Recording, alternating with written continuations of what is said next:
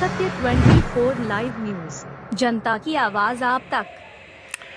पूर्णिया के अर्जुन भवन में रुपौली विधानसभा उपचुनाव सहित देश विदेश के विभिन्न मुद्दों पर प्रेस कॉन्फ्रेंस किए माननीय सांसद श्री राजेश रंजन उर्फ पप्पू यादव जी। तो ये सबसे बड़ा सवाल है, ये आप समझिए। इसीलिए चुनाव होना है, होगा। हम चाहेंगे कि इस चुनाव से मैसेज जाए कि ये सेमीफाइनल चुनाव था और चंडाल चौकड़ी लोग अब खत्म हो गए, नए तरीके की राजनीति बिहार में शुरू हुई। तो हम चाहेंगे कि पुरानी घिसी पीटी राजनीति खत्म हो और एक नई लाइफलाइन जनता और बिहार की शुरुआत हो। उसमें मेरा प्रयास होगा इन चंडाल चौकड़ी से अलग कोई एक रास्ता तय। सेमीफाइनल की आपने बात की, क्या सेमीफाइनल में आपके बैट्समैन उतरेंगे क्या रुपौली में?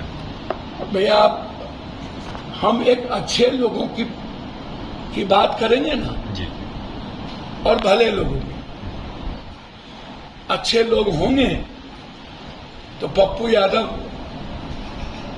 अच्छे लोगों के साथ तो खड़ा रहता ही है। एनडी गठबंधन भी तो अपने उम्मीदवार को उतारेंगे, क्या आपका समर्थन? अब हम उसके प्रवक्ता है। नहीं, उसके समर्थक में आप रहेंगे? हम चाहेंगे कि आप अपना उम्मीदवार हुआ। हम चाहेंगे कि यहाँ यदि गठबंधन उतारे तो कांग्रेस को नीति बनाई जा रही है। अरे भैया, रुपौली में नहीं हो रहा है, तरारी में हो रहा है, एक सुरेंद्र यादव की सीट पर हो रहा है, एक रामगढ़ में हो रहा है। समझ रहे हैं ना? 5 विधायक एमपी के और एक विधायक की सदस्यता गई और 4 महीने के बाद फिर चुनाव होगा। नीतीश बाबू चाहेंगे इनके साथ लंबा चलना। महाराष्ट्र और हरियाणा में कांग्रेस की जीत फाइनल है। उसके बाद सरकार संकट में।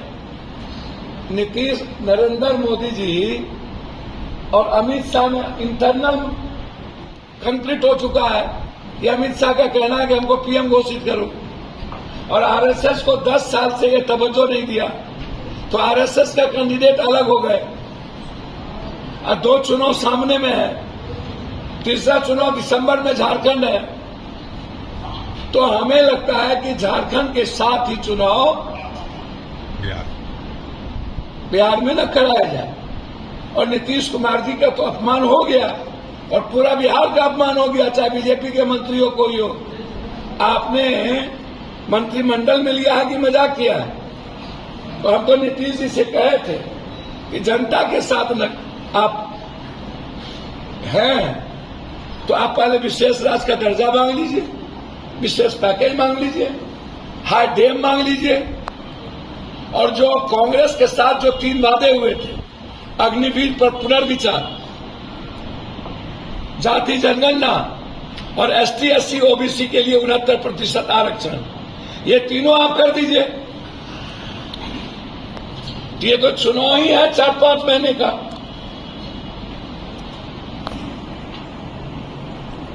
ये तो बाय इलेक्शन जो है वो बाय पोल होता है, बाय गवर्नमेंट, और एक जगह होता है। जनता भी बहुत इसमें इंटरेस्ट नहीं लेती है।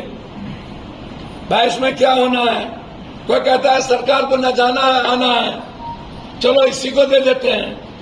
कोई इंटरेस्ट नहीं होता है इस सब चीजों से। या जो लोग जीत के जाता है वो फिर सरकारें का हो जाता है।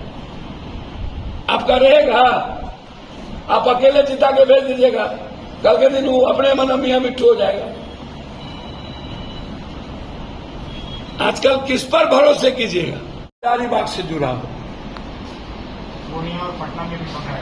आप इस बात को, वही बात नहीं कह रहा हूं, आप इस बात को समझिए कि कितना डेंजरस है। आपने मामले को पेंडिंग करके फिर एग्जामिनेशन लेना, यही आपके सारे नियत को और व्यवस्था के पूरी तरह पारदर्शिता जो होनी चाहिए उस पर सवाल खड़ा करता है। इसीलिए ये सारा एग्जाम कैंसिल होना चाहिए, टोटल जितना हुआ। और इसकी इंक्वायरी पूरे तरीके से होना चाहिए सारे प्राइवेट एजेंसी। जो उसमें बच्चे सही में कुछ लायक हों उसको तो परेशानी होगी ना? भैया बिल्कुल परेशानी होगी, इसलिए तो जांच का विषय है। इसलिए तो मैं कह रहा हूं कॉपी की जांच करिए और जांच करने के बाद तब कैंसिल करिए उन लोगों का और एफआईआर लॉन्च करिए। लाखों बच्चे डिप्रेशन में जा रहे हैं। लाखों बच्चे डिप्रेशन में नहीं जा रहे हैं। 20 बच्चे और बच्चियां आत्महत्या कर लिए कोटा में। 3 बच्ची तिरमाला बिल्डिंग से छलांग लगा करके मर गई, जिसका वीडियो वायरल है। लाखों बच्चे नहीं, डिप्रेशन में नहीं गए, आत्महत्या कर चुके हैं 20 बच्चे अभी तक में, सिर्फ कोटा में।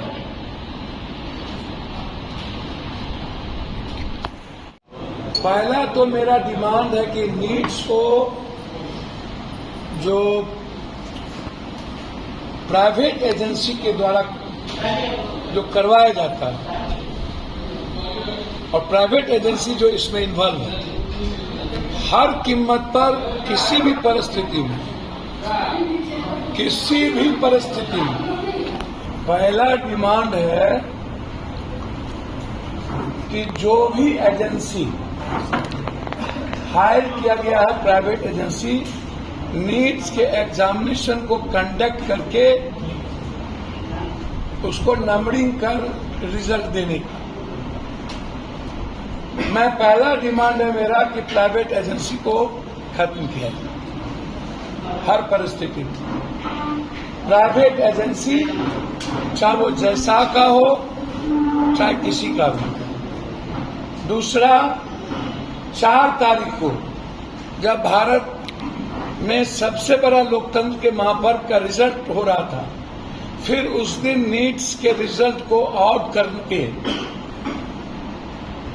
एक ही जगह के 68 बच्चों पे एक ही मार्किंग में रिजल्ट को देना, इस तरह हजारीबाग की भी घटना, अन्य कई ऐसे लॉज है बिहार में, पटना में, जहां 12 लड़के एक लॉज में है तो वो 12 को एक ही नंबरिंग आना। ये सब मामला सुप्रीम कोर्ट के न्यायाधीश से जांच का है या हम लोग सदन में जेपीसी से जांच का ये मामला उठाएंगे। ये मामला जेपीसी से जांच हो। इस देश में सबसे बड़ा यदि आतंकी व्यवस्था कुछ आज के डेट में है तो प्रतिभावान बच्चे, जीनियस बच्चों की जिंदगी के साथ खिलवाड़ करने की सरकार की नीति और नीयत। आने वाले समय में कोई भी क्वेश्चन आउट ना हो और नीट्स में हमारे बच्चों की जिंदगी के साथ खिलवाड़ ना हो, इसके लिए कोई भी सीमा हम क्रॉस करेंगे सदन और सदन के बाहर, चाहे इसके लिए परिणाम जितना भयावह। 1200 बच्चे। Thank you for watching. Don't forget subscribe, like, share and comment down.